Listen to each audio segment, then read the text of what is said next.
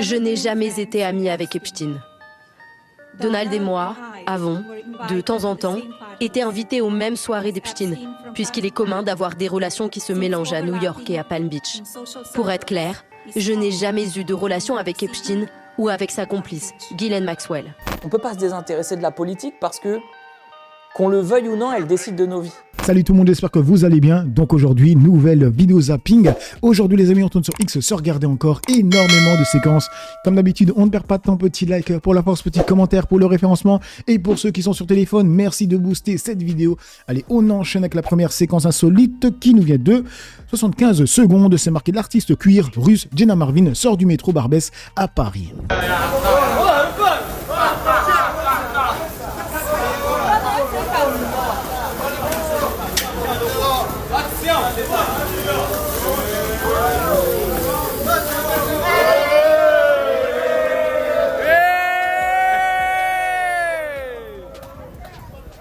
Et on passe sur le tweet de Kalala666 et c'est avec l'influenceur Là Je le lance, le mec qui fait des pranks où il fait croire aux gens qu'il a trouvé une grosse liasse de billets à côté d'eux et il leur demande, et en grande majorité les gens vont dire que c'est à eux. Et je vous ai montré plusieurs séquences où les gens étaient de mauvaise foi, mais là je suis tombé sur cette séquence et ça fait vraiment plaisir, le mec est honnête, regardez-moi ça. Oh!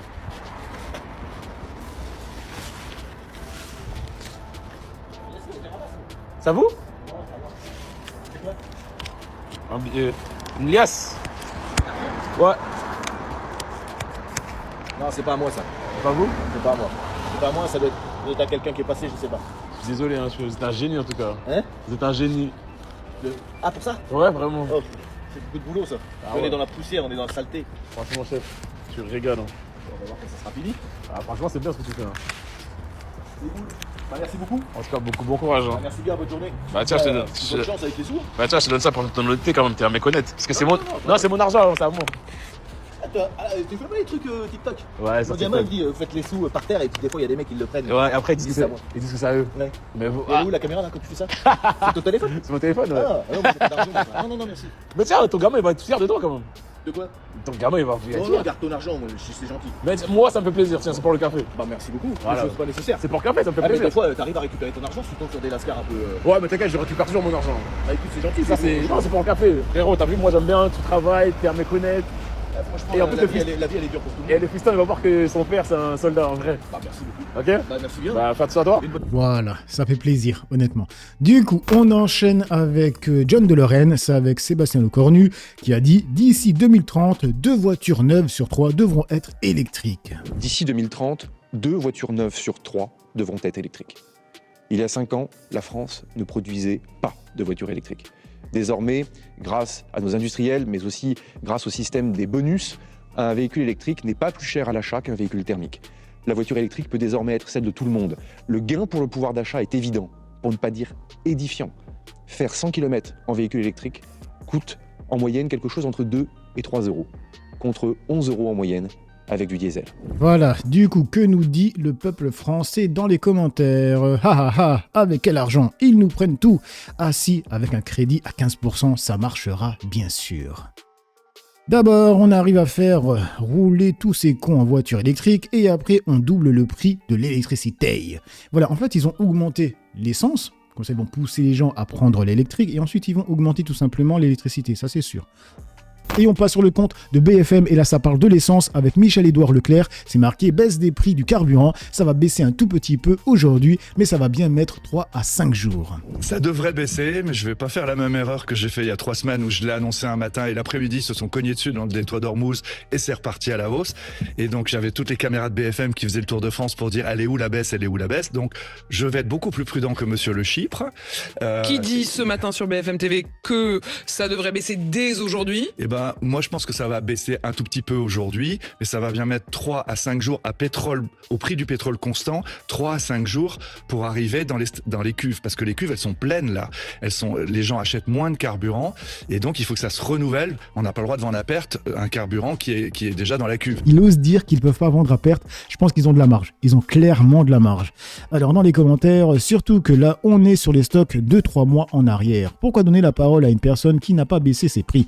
Ah oui, pardon, il y a le buzz et l'audience, allons-y gaiement. Et du coup, il a dit ça aussi, je pense, ensuite, parce qu'il y a le Parisien qui dit « Carburant, on ne reviendra pas au prix d'avant la guerre », estime Michel-Édouard Leclerc. Et oui les mecs, je pense que ça sera 2 €, hein, tout simplement. Voilà, il pousse les gens à aller vers l'électrique. Ensuite, on va sur YouTube. Là, par contre, je vais pas pouvoir mettre toute la vidéo parce que, bon, c'est un reportage de Libération et je pense que ça va me faire strike la vidéo. Mais je vous invite grandement à aller voir ce reportage, d'accord ? Je mets le lien dans les commentaires, tout simplement. Donc, c'est les images d'un mec qui est en garde à vue. Ils lui ont cassé le bras, ils lui ont ouvert la tempe. C'est une dinguerie, les mecs. On écoute juste le début. Avant-bras fracturé par un coup de matraque, arcade sourcilière ouverte, coup sur tout le corps. Mario a vécu des heures de supplice dans un commissariat parisien. Et pourquoi je vous montre ça ? Parce qu'en fait, ça pourrait m'arriver, ça pourrait vous arriver. Parce qu'on a tellement saucé certains flics qu'ils se pensent au-dessus des lois, les mecs. C'est une dinguerie. Ils ont menti, etc. Allez voir la vidéo, franchement. Du coup, on enchaîne avec Contre 7 officiel. C'est avec Caroline Forest, l'experte en complot débunké en 48 heures. Ce karma, vous allez le kiffer. Mardi dernier, Caroline Forest était l'invitée de Pujadas sur LCI. Une intervention de 22 minutes.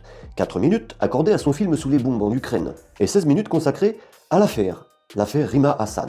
La communication de la France Insoumise a immédiatement été de crier au mensonge. C'est-à-dire que les journalistes qui ont repris ce que le parquet a annoncé, et ce que le parquet a confirmé, à savoir qu'on avait retrouvé de la drogue, pas simplement du CBD, mais aussi de la drogue de synthèse dans la valise lors de cette garde à vue de Rima Hassan, les journalistes ont été traités de menteurs. Et Rima Hassan elle-même a fait un premier message disant qu'il s'agissait de mensonges. Ces accusations sont totalement fausses. Seule la présence de CBD a été constatée parmi mes effets personnels. Donc c'est un mensonge. Depuis, on le sait, puisque le parquet a confirmé de crier au mensonge, de crier au con. Aujourd'hui même, 48 heures plus tard, on admet sur BFM... On l'a appris cet après-midi, le parquet de Paris a classé sans suite la procédure ouverte pour usage de détention stupéfiant contre Rima Hassan. Oui, le parquet de Paris a procédé au classement sans suite de cette procédure, au motif que les investigations n'ont fait apparaître aucune infraction suffisamment caractérisée. Il n'y a donc aucun doute désormais sur l'absence de drogue de synthèse en la possession de l'eurodéputé Rima Hassan. Lors de sa démonstration, Caroline, en 16 minutes, a prononcé pas moins de 10 fois le mot complot. Et on a entendu dérouler une petite musique qui est celle du complot politique. Puis d'enchaîner sur c'est un complot, la technique du bouc émissaire, la technique du complot. Donc il y aurait un complot. C'est pas un complot russe, c'est un complot. Et de sous-entendre que c'était un complot israélien. Complotiste, il y a un complot de qui ? Qui sont les spécialistes du complot ? Et du coup, regardez, elle ne s'est même pas excusée. Elle a lâché un pavé. Un foutu pavé, les mecs. Ouah, le long pavé. Long pavé que je vais pas lire. Le pavelard. Surtout qu'en plus, il n'y a que de la merde dans le pavé. Et sinon, faut quand même savoir qui est Caroline Forest. C'est une foutue mytho. Là, on est sur le compte de Fatima qui a marqué Caroline Forest est une militante pro-État colonial d'Israël. Pour rappel, elle a nié le génocide des Palestiniens à Gaza en parlant des chiffres du Hamas. Plus de 70 000 Palestiniens ont été tués par Israël. Emery Caron l'a démasqué. Il s'agit d'une menteuse invétérée. Oui, elle avait menti, je crois, en 2015 chez Ruquier. En live devant tout le monde. Oui ou non, vous avez été condamné pour diffamation pour une chronique sur France Culture. Emery Caron, j'ai gagné mon procès et ce que vous venez de dire est totalement inexact. Elle a menti en disant qu'elle avait gagné en appel. Ce n'est pas vrai. Moi, j'ai pris une décision. Je n'inviterai plus jamais Caroline Forest sur ce plateau et dans aucun plateau de mes émissions. Il faut savoir qu'il faut diviser les chiffres, si ce n'est par 5, au moins par 10. Et c'est ce genre de personne à qui on donne la parole constamment à la télé. C'est une mytho. Et en plus, elle a été condamnée. D'accord ? Ensuite, on enchaîne avec Cheb Adam qui a marqué « Le calme de Bompard, s'il vous plaît, donnez-le-moi. Je suis trop un Méditerranéen. » Il est ouvertement pro-palestinien et il a repris en son temps un slogan. Le slogan mondialiser l'intifada, en clair, faire la guerre aux juifs partout dans le monde. Et quand on lui demande de condamner le 7 octobre, et bien souvent il botte en touche, je les répète, que le problème c'est l'occupation d'Israël. Est-ce que ça ne vous choque pas ? Il y a 3 fausses informations dans ce que vous venez de dire. D'abord, le fait que ça voudrait dire faire la guerre aux juifs partout dans le monde. Comment vous traduisez ça ? Mondialiser l'intifada, je veux bien votre définition. Je vais corriger vos 3 contre-informations avant de répondre à votre question. Deuxièmement, il n'a pas utilisé ce slogan. Ça, c'est une deuxième contre-information. Si, il a utilisé la représentation pas récemment. Il ne l'a pas utilisé. On lui a posé la question de savoir si ça le choquait que des jeunes personnes l'utilisaient. Et il a dit, je ne suis pas là pour faire la police des mots. Et vous traduisez ça par le fait que lui a utilisé ce slogan. Il l'a repris pardon, madame, de vous le dire. Pardon, madame, de vous le dire, mais je crois que vous êtes ici pour informer les gens et pas les désinformer. Et là, en l'occurrence, par votre question, vous les désinformez. Donc, personnellement, je n'ai pas non plus utilisé ce slogan. Par contre, je salue l'engagement de Zoran Mamdani contre le génocide en cours à Gaza. Et je dis d'ailleurs que ça lui a valu à peu près les mêmes procès que ceux qui sont que subit la France insoumise depuis des mois et des mois de manière particulièrement infecte et particulièrement inacceptable. Donc ne pas Zoran condamner Mamdani, le 7 octobre il a évidemment condamné le 7 octobre. Madame, s'il vous plaît, franchement, donnez des informations qui sont exactes, parce que sinon, vraiment... Alors, une information exacte, il lève des fonds pour l'UNRWA, c'est une agence onusienne qui est accusée de collusion avec le Hamas. Madame, ça, c'est pas un problème Madame, aussi. L'UNRWA, oui. Vous parlez d'une agence de l'ONU. Il y a eu une enquête qui a été faite sur ce sujet, sur cette soi-disant collusion avec le Hamas. Quelles ont été les conclusions de cette enquête, madame ? C'est qu'il n'y avait aucune collusion avec le Hamas. Donc s'il vous plaît, et c'était une enquête qui était une enquête indépendante et internationale. Mais franchement, vous vous rendez compte de la question que vous êtes en train de me poser ? L'UNRWA, c'est une agence humanitaire qui ouvre des écoles pour les enfants palestiniens. Et vous êtes en train de reprocher à Zoran Mamdani de financer l'UNRWA. Vous savez que la France finance l'UNRWA. Et vous savez que heureusement que la France finance l'UNRWA et qu'aujourd'hui Donald Trump veut plus financer l'UNRWA. Mais franchement, je crois que vous êtes vraiment trompé dans votre question. Il reste encore des chaînes d'infos qui sont intègres, honnêtement. Du coup, on passe sur l'expéditeur et ça avec Jean-Noël Barrot. Donc c'est marqué crime de guerre au Liban. Jean-Noël Barrot refuse de condamner le massacre perpétré par le régime israélien, préférant rejeter la responsabilité sur l'Iran. Jean-Noël Barrot, vous condamnez ces frappes sur les mots qui sont utilisés. Le président du Liban, Joseph Aoun, a parlé d'attaque barbare, d'un massacre. Il y a quelques instants, la ministre déléguée aux armées, Alice Ruffo, a, elle, qualifié l'action israélienne au Liban de disproportionnée. Est-ce que vous reprenez ces mots à votre compte, Jean-Noël Barrot ? Oui, l'Iran doit cesser de terroriser Israël par l'intermédiaire du Hezbollah qui doit être impérativement désarmé, rendre ses armes à l'État libanais. Mais non, le Liban ne doit pas être la victime expiatoire d'un gouvernement contrarié parce qu'un cessez-le-feu a été trouvé entre les États-Unis et l'Iran. Et la destruction du Liban, la destruction de l'État libanais ne détruira pas le Hezbollah, au contraire, elle la renforcerait. Alors lui les amis, Caroline Adam, elle lui a fait un boulot de zinzin. Alors ça nous dit quoi ? Il est clair que le charisme et le courage ne sont pas des qualités premières chez certains. Quand la France n'était pas totalement asservie. Là par contre, je vais pas pouvoir mettre la séquence parce que c'est Lina. Ça c'est chaud, sinon ça strike ma vidéo. L'histoire retiendra que Jean-Noël Barrot, ministre des Affaires étrangères, fut probablement le pire de toute l'histoire de la Ve République. La raison, nous la connaissons, elle fut donnée par Caroline Adam. Il s'agit d'une compromission évidente. Ah oui. Je le remets, même si on l'a déjà vu, c'est bien de se le remettre. Une petite vidéo de Jean-Noël Barrot. On est il y a un petit moment, je crois que c'était il y a 4-5 mois comme ça, ou peut-être un peu plus 6 mois. Et il me reçoit très longuement, donc au ministère, et on a une longue conversation sur Israël, sur l'antisémitisme, etc. Et au bout d'une heure, il me dit, ok, si je dois retenir un truc, qu'est-ce que c'est ? Et je lui dis, écoute-moi, plus jamais tu laisses passer le mot génocide. Le lendemain, nous sommes en QAG, en question au gouvernement, il est 15h, et regardez, entendez ce qu'il va répondre. Nous condamnons avec force toutes les violations du droit international et du droit international humanitaire. Mais retourner l'accusation de génocide contre le gouvernement d'un peuple qui l'a subi, c'est non seulement une faute morale, mais c'est également une faute juridique. C'est clairement de l'ingérence, les mecs, c'est clairement de l'ingérence. Elle roule pour Israël et seulement pour Israël. Du coup, on enchaîne avec l'œil média et c'est avec BHL. BHL qui dit au mec carrément, avec le geste, il lui fait « tais-toi ». C'est une dinguerie. Il a tellement pas l'habitude d'avoir de la contradiction. En effet, ce type de modalité guerrière, pour le coup, n'a absolument rien de nouveau. On sait bien que la guerre totale peut impliquer les dimensions économiques, etc. Bon, mais du coup, quand vous parlez de guerre juste, est-ce que pour vous, la question de justesse et de justice n'inclut que la morale ?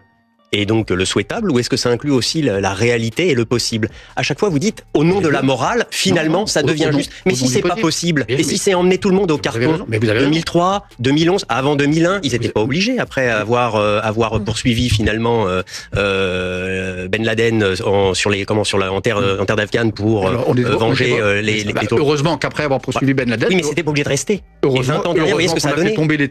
Non. On a bien fait de rester en Afghanistan. Voilà un exemple. Voilà.